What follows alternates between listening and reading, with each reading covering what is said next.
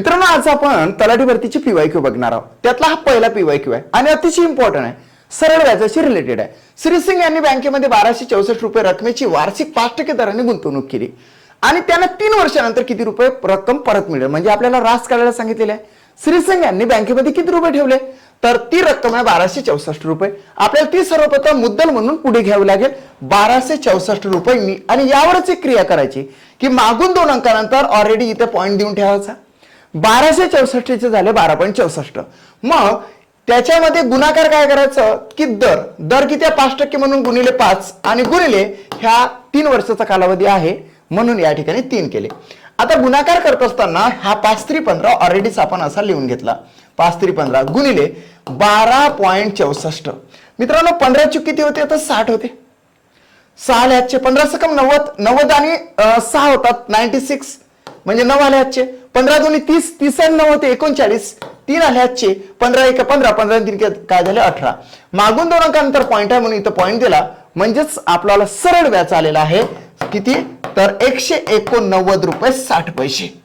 आता मित्रांनो ज्यावेळेस रक्कम परत मिळते तर ती रक्कम ही मुद्दला सहित परत मिळणार आहे श्रीसिंग यांना. म्हणून ही जी रक्कम आहे याच्यामध्ये ऍड केली की आपल्याला आन्सर या ठिकाणी निघून जाईल. या ठिकाणी 1264.00 घ्यावं लागेल कारण की रक्कम ऍड करत असताना पॉईंटच्या खाली पॉईंट आला पाहिजे.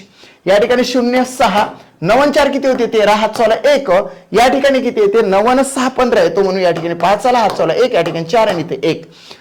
श्रीसिंग यांना रक्कम परत मिळणार आहे 1453 रुपये 60 पैसे. प्रॉपर आन्सर येते फर्स्ट. चेक करूया इट्स अ राईट आन्सर.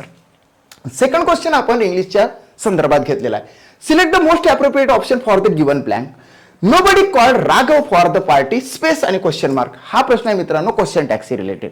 सर्वप्रथम क्वेश्चन टॅग जर टाकायचं असेल तर स्टेटमेंट काय आहे ते लक्षात घ्या. स्टेटमेंट आहे निगेटिव्ह तर आपल्याला क्वेश्चन टॅग आला पाहिजे पॉझिटिव्ह.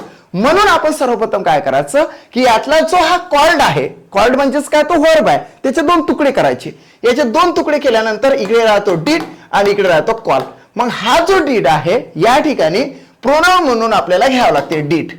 आता काय सांगितलं निगेटिव्ह स्टेटमेंट पॉझिटिव्ह टॅग म्हणजे पॉझिटिव्ह टॅग मध्ये आपल्याला नॉट घ्यायचा नाही.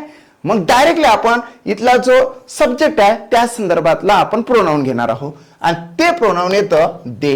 ओके, नोबडी म्हणजे अनेक लोक येतात त्या ठिकाणी एकही नाही म्हणून आलेला परंतु इथं दे टाकावं लागतं म्हणून आन्सर येते मित्रांनो डीड दे. आन्सर बघूया it's a right answer of this question. जर का तुम्हाला माझा व्हिडिओ आवडला असेल तर MPSC स्मार्ट लर्निंगला सबस्क्राईब करा. That's it complete.